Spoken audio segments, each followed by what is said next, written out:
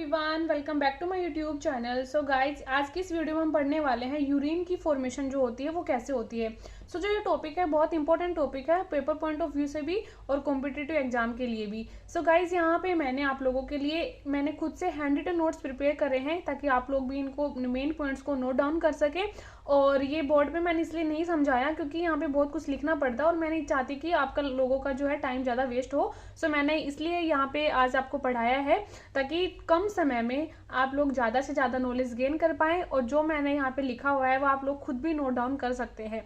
सो आज हम पढ़ते हैं यूरिन की फॉर्मेशन के बारे में। सो गाइस, मैंने अपनी पहले की वीडियोस में बताया था, जहाँ पे मैंने किडनी वाला टॉपिक पढ़ाया था, वहाँ पे मैंने बताया था कि जो किडनी होती है उसका एक्सक्रीटिव प्रोडक्ट क्या होता है, यूरिन होता है।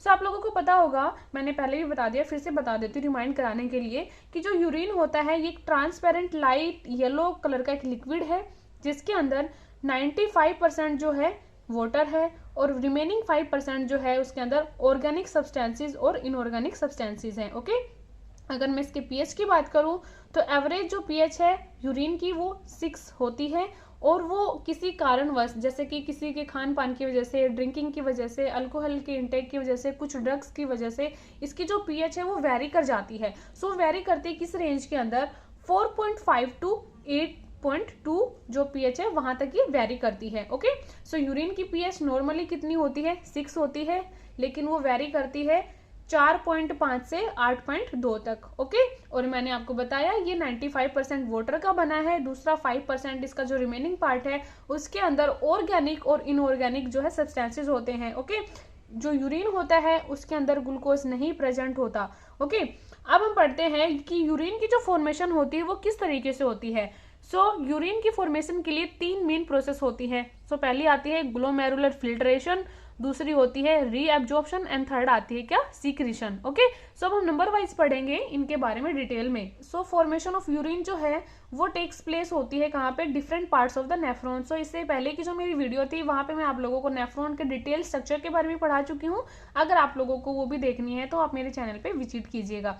गाइज, अब हम पढ़ते हैं कि जो इसकी जो 3 मेन स्टेप्स हैं कि यूरिन की फॉर्मेशन कैसे हुई है वो। सबसे पहला आता है क्या, ग्लोमेरुलर फिल्ट्रेशन। ओके, पहले आप लोग ये जान लीजिए कि ग्लोमेरुलर फिल्ट्रेशन जो है कितना होता है और क्या होता है।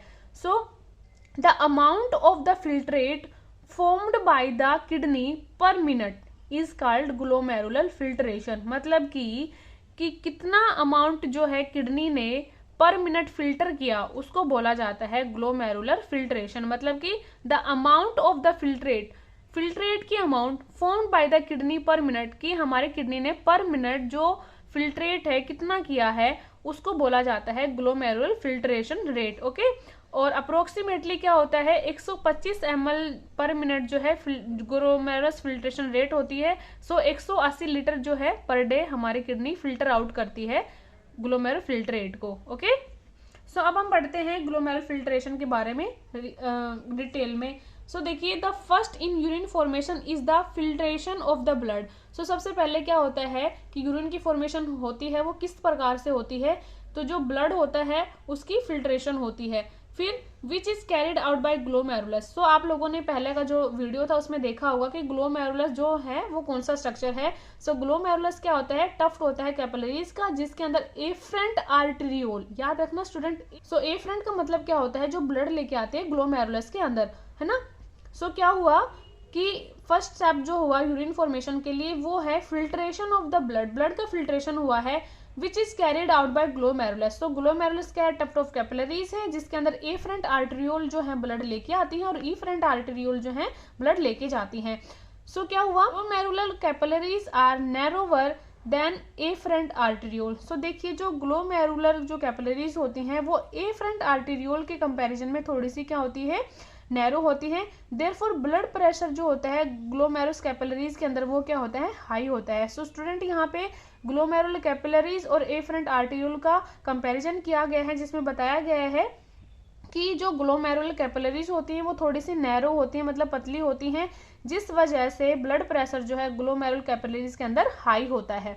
ओके, अब देखिए, about 1000 to 1200 ml of blood filter by kidney per minute. मतलब कि 1000 से 1200 ml जो ब्लड है हमारी किडनी पर मिनट उसको फिल्टर करती है। ठीक है स्टूडेंट, अब आप लोग देखिए कि जो फिल्ट्रेशन की जो प्रोसेस होती है वो 3 लेयर्स होकर गुजरती है। सो 3 लेयर कौन कौन सी होती है? Endothelium of glomerular blood vessels, epithelium of Bowman's capsule and basement membrane between these two layers। अब epithelial cells of Bowman's capsule जिनको बोला जाता है क्या? पोडोसाइट्स। तो हम लोगों ने पढ़ा था कि जो बोमेंस कैप्सूल है उसके अंदर वाली जो लेयर थी उसके अंदर क्या प्रेजेंट थी? स्पेशल टाइप की छोटी छोटी सेल्स प्रेजेंट थी जिनको नाम दिया गया था क्या? पोडोसाइट्स। तो ये वही सेल्स हैं एपिथेलियल सेल्स किसकी? बोमेंस कैप्सूल की, जिसको नाम दिया गया है क्या? पोडोसाइट। अब जो पोडोसाइट्स हैं वो किस तरीके से अरेंज हैं? So podocytes are arranged in an intricate manner so as to leave some minute spaces called filtration slits और स्पोर्स। देखिए जो बोमेंस कैप्सूल हमने बनाया था उसके अंदर क्या प्रेजेंट है? पोडोसाइट्स। और पोडोसाइट इस तरीके से अरेंज है कि वहां पे बहुत थोड़ा सा स्पेस जो है, माइन्यूट स्पेस जो है प्रेजेंट है, जिसको नाम दिया गया है किसका? फिल्ट्रेशन स्लिट्स का और स्लिट स्पोर्स का। देखिए अगर मैं डायग्राम से आप लोगों को समझाऊं तो ये है क्या है? मान लीजिए आप लोग बोमेंस कैप्सूल है, ठीक है। सो बोमेंस कैप्सूल की इनर जो लेयर थी वहां पे क्या प्रेजेंट है? स्पेशल टाइप की सेल प्रेजेंट है जिनको नाम दिया गया है पोडोसाइट। अब पोडोसाइट इस तरीके से अरेंज है कि वहां उनके बीच में बहुत थोड़ा सा जो है क्या है? स्पेस प्रेजेंट है, और उस थोड़े से स्पेस को ही क्या नाम दिया गया है? फिल्ट्रेशन स्लिट्स का और स्लिट स्पोर्स का। Okay, blood is filtered so finally through this membrane. अब देखिए स्टूडेंट्स कि यहाँ पे जो गैप है इन सेल्स के बीच में बहुत थोड़ा है, इसीलिए जो फिल्ट्रेशन की जो प्रोसेस है वो बहुत ही फाइनली होती है, मतलब बहुत ही अच्छे तरीके से होती है। So blood is filtered so finally through these membranes. In membranes के अंदर से बहुत फाइनली रूप में जो है ब्लड फिल्टर होता है, that almost all the constituent of the plasma except the proteins pass into the lumen of Bowman's capsule, therefore it is considered as a process of ultrafiltration। so कई बार student ultrafiltration के बारे में exam में पूछ लिया जाता है तो उसका मतलब क्या होता है? देखिए कि जो पोडोसाइट्स हैं वो इस तरीके से अरेंज है कि उनके अंदर बहुत ही थोड़े अमाउंट में जो है स्पेस प्रेजेंट है। अब वो स्पेस इसीलिए कम है ताकि वहां पे जो ब्लड का जो फिल्ट्रेशन है वो बहुत फाइन तरीके से हो सके। अब आप लोगों को पता है कि जो हमारा ब्लड होता है वो किस किस चीज से मिलके बना होता है। सो जो ब्लड की कंपोजिशन होती है उसमें क्या आता है? प्लाज्मा। अब प्लाज्मा के अंदर भी बहुत सारी चीजें होती हैं, जैसे कि प्रोटीन्स होते हैं, नाइट्रोजन वेस्ट होते हैं, गैसेज होती हैं, और भी बहुत सारे आयंस वगैरह होते हैं।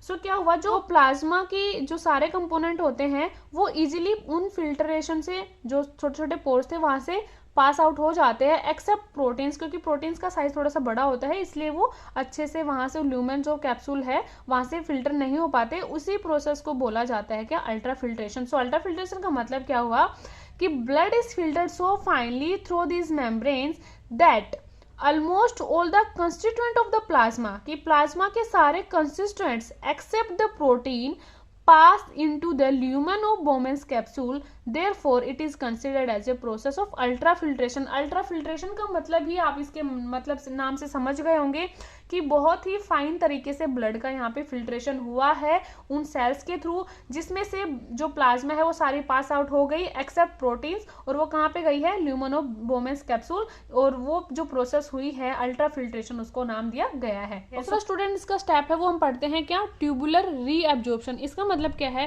From the बोमेंस capsule the glomerular filtrate enters the PCT. देखिए अब बोमेंस कैप्सूल की जो 3 सेल्स थी हम लोगों ने पढ़ी, एंडोथीलियम सेल्स, एपिथीलियम सेल्स और बेसमेंट मेम्ब्रेन, वहां पे फाइन तरीके से जो है फिल्ट्रेशन की प्रोसेस हो गई है, जहां पे जिसको नाम दिया गया है अल्ट्रा फिल्ट्रेशन का, ठीक है। और वो प्रोसेस कहाँ हुई है? बोमेंस कैप्सूल के अंदर। अब देखिए बोमेंस कैप्सूल से जो फिल्ट्रेट हुआ था सब्सटेंसेस वो कहाँ पे गए? एंटर कर गए पीसीटी के अंदर, क्योंकि ये देखिए ये क्या होता है? बोमेंस कैप्सूल, और बोमेंस कैप्सूल से ही किसकी स्टार्टिंग होती है? ये क्या होती है? पीसीटी, ठीक है। सो जो फिल्ट्रेट हुआ था बोमेंस कैप्सूल के अंदर, यहाँ पे वो सारा फिल्ट्रेट कहाँ एंटर कर गया? पीसीटी के अंदर वो एंटर कर गया। अब देखिए absorption of some materials takes place from the filtrate into the blood of the peritubular capillaries और वासा रेक्टा। अब देखिए कि जो फिल्ट्रेट उसमें गया था पीसीटी में, वहां पे एब्जॉर्प्शन होती है कुछ मटेरियल की, कुछ सब्सटेंसेस की। So absorption of some material takes place from the filtrate into the blood of the peritubular capillaries और वासा रेक्टा, ठीक है। अब थर्ड पॉइंट क्या है? A comparison of the volume of filtrate formed per day 180 litre per day, मतलब कि 180 litre per day जो है फिल्ट्रेट होता है blood, with that of the urine release 1.5 litre, मतलब कि 180 लीटर जो ब्लड है फिल्ट्रेट जो है पर डे फिल्टर होता है, जिसमें से 1.5 लीटर जो है यूरिन निकल जाता है।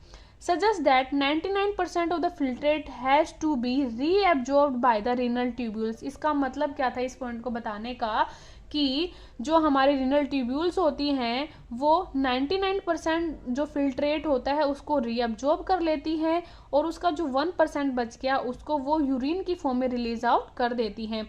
सो स्टूडेंट, जो ये सेकंड पॉइंट है ये इसी का यही मतलब है कि जो ट्यूबुलर रीअब्जॉर्प्शन है वो कैसे हुआ है कि जो हमारी किडनी होती है 180 litre filtrate per day filter करती है, जिसके अंदर से 99% जो फिल्ट्रेट है वो रिनल ट्यूब्यूल्स उसको रीअब्जॉर्ब कर लेती हैं, और बाकी जो बच गया 1% उसका 1.5 लीटर की फॉर्म में यूरिन जो है रिलीज आउट हो जाता है। फॉर एग्जाम्पल, जैसे कि substances like glucose, amino acids, sodium etcetera are reabsorbed actively, मतलब एक्टिव प्रोसेस के through glucose, amino acid, sodium जो है ये रीअब्जॉर्ब होते हैं।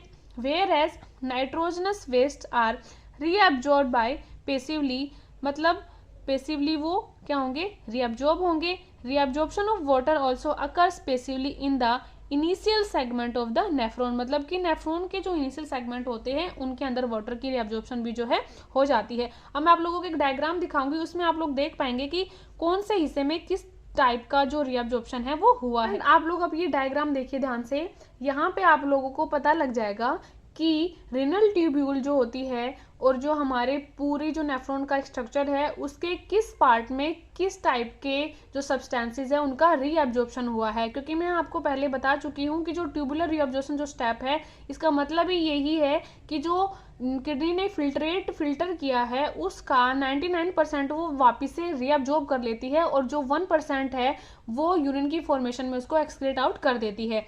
सो ये वाला जो हिस्सा है, जो ये क्या है, ग्लोमेरुलस है, ये क्या है, बोमेंस कैप्सूल है। उसके बाद में ये क्या आ गई हमारी पीसीटी के बाद में ये क्या बना, डिसेंडिंग लूप ऑफ हेनेले। उसके बाद में ये क्या है, असेंडिंग लूप ऑफ हेनेले। अब जो थिन सेगमेंट था जो असेंडिंग लिम्ब का, उसका ये क्या है, थिक सेगमेंट। उसके बाद में ये क्या बन जाएगी, डीसीटी। और डीसीटी बहुत सारे डीसीटी जो है कहाँ पे ओपन होती है, कलेक्टिंग डक्ट्स के अंदर। सो आई होप आप लोगों के डायग्राम के नाम तो याद ही होंगे। सो ये क्या है, पीसीटी, और जो डीसीटी वाला हिस्सा है वो किस में आता है, कोर्टेक्स में। एंड जो लूप ऑफ हेनेले और जो ये कलेक्टिंग डक्ट आती है किस में आती है, मेडुलरी रीजन के अंदर। ओके, आप लोग देख पा रहे हैं जो पीसीटी है उसके अंदर किस किस टाइप के जो न्यूट्रिएंट्स वगैरह हैं, किस किस टाइप के आयंस का रीअब्जॉर्प्शन हो रहा है। सो यहाँ पे हो रहा है NaCl का, न्यूट्रिएंट्स है, वाटर का, सोडियम है, अमोनिया है, जो हाइड्रोजन आयंस है उनका, और जो descending limb of loop of Henle है उसमें वाटर का रीअब्जॉर्प्शन हो रहा है। ठीक है, और जो फिल्ट्रेशन थी अब ये जाएगी कहाँ पे, और पार्ट्स के पास भी तो जाएगी। और यहाँ पे क्या हो रहा है, सेम सोडियम क्लोराइड आयंस का, वाटर का, HCO3 का, और पोटेशियम का, और हाइड्रोजन आयन का। और ये जो क्या है यहाँ पे ये वाला हिस्सा जो है ये क्या है, लूप ऑफ हेनेली है ना, और इसका ये कौन सा हिस्सा है, थिक सेगमेंट वाला, ये थिन सेगमेंट वाला। यहाँ पे NaCl और यूरिया और जो कलेक्टिंग डक्ट है उनके अंदर भी वाटर का रीअब्जॉर्प्शन हो रहा है। सो आप लोग ये देखिए diagram showing reabsorption and secretion of major substances at different parts of the nephron. Arrow indicate direction of movement of materials. जो ये एरो हैं ये क्या इंडिकेट कर रही हैं, डायरेक्शन मूवमेंट ऑफ मटेरियल की, मतलब जिस पार्ट में से एक बार जो है फिल्टर होके आ गया वो अब आगे जाएगा फिल्टर होने के लिए। सो इसका जो थर्ड स्टेप आता है यूरिन फॉर्मेशन का वो आता है सीक्रेशन का। ठीक है, सो सीक्रेशन का मतलब क्या होता है, during urine formation the tubular cell secrete substances like hydrogen ion, potassium ion और वो ammonium ions into the filtrate. So देखिए जो सीक्रेशन की जो प्रोसेस है उसमें क्या होता है कि जब यूरिन की फॉर्मेशन होती है तो जो ट्यूबुलर सेल्स होती हैं वो सीक्रेट कर देती हैं सब्सटेंसेस को, और उनके नाम मैंने आप लोगों को बता दिए हैं, हाइड्रोजन, पोटेशियम, अमोनियम आयंस को, किसके अंदर, फिल्ट्रेट के अंदर। अब tubular secretion is also an important step in urine formation as it helps in the maintenance of ionic and acid weight balance of the body fluids. मतलब कि जो ये सीक्रेशन वाला स्टेप है यहाँ पे कुछ चीज़ों की सिक्रेशन होती है जिसकी वजह से आयोनिक और एसिड बैलेंस जो है बॉडी फ्लूइड्स का वो बना रहता है। सो स्टूडेंट ये थे 3 स्टेप, जिसके अंदर था ग्लोमेरुलर फिल्ट्रेशन, दूसरा ट्यूबुलर रीअब्जॉर्प्शन था और थर्ड था सिक्रेशन। सो मैंने आप लोगों को डायग्राम से समझाया है, अच्छे तरीके से आपको आई थिंक समझ में आ गया होगा। सो आप लोग एक बार ये डायग्राम फिर से देख लीजिए, आई होप आप लोगों को सब कुछ क्लियर हो जाएगा। सो इसकी जो 3 मेन प्रोसेस है वो मैंने आप लोगों को बता दी हैं, आप लोग ध्यान से इनको नोट्स बना लेना, मैंने ऑलरेडी यहाँ पे लिखा हुआ है बहुत सारा मटेरियल। सो गाइज अगर आप लोगों को मेरी वीडियो पसंद आती है तो please do like share and comment and subscribe my channel, और मुझे मोटिवेट करने के लिए प्लीज़ यार इतना तो कर ही दीजिए, मेरी वीडियोज़ को लाइक और कमेंट कीजिए। सो बाय, मिलते हैं नेक्स्ट वीडियो में, तब तक के लिए सेफ रहिए और बढ़ते रहिए।